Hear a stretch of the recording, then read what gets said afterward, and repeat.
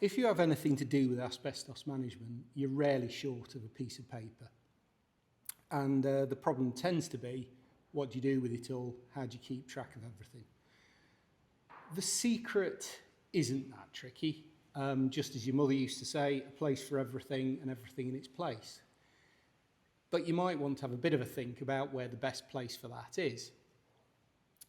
What we do is everything that relates to a building is held in the system against that building. Now, you could throw everything into one big folder and hope people find it, but as buildings get bigger and have a longer history, then it can be tricky finding a particular document.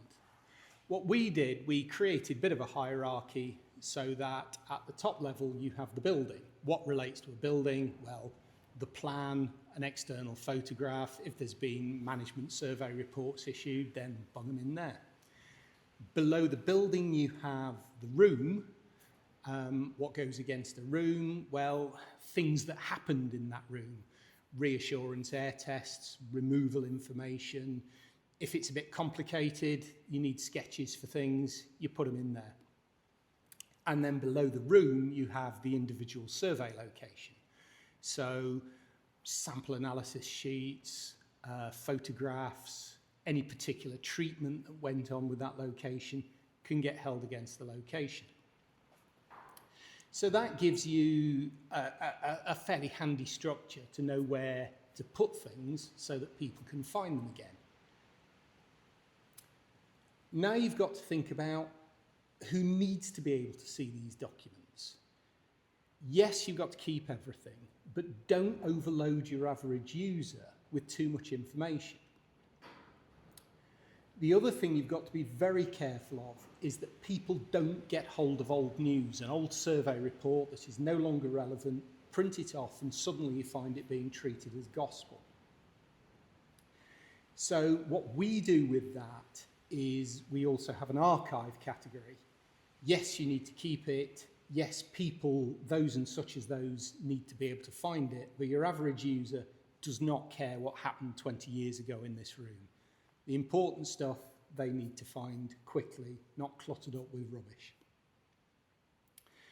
So,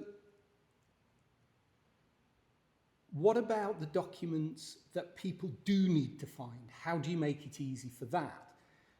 The most obvious document is the floor plan. Without the floor plan, they don't know where the room is, they don't know what they're referring to, so it's important for everybody to be able to find that.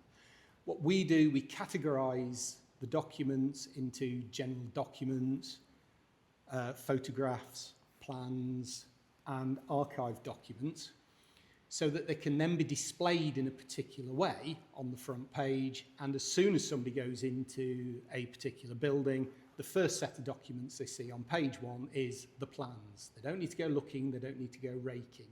It's there, easy to find. Anything else?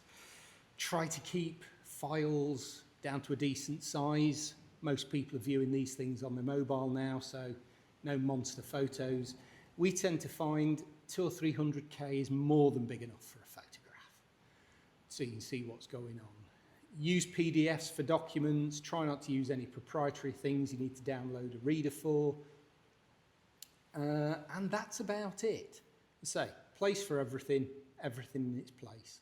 And if everybody sticks to that, then it's going to be easy to find them again. So if you want to know more about that and how we do it, give us a shout. We can talk more about that, or take a look at some of our other videos.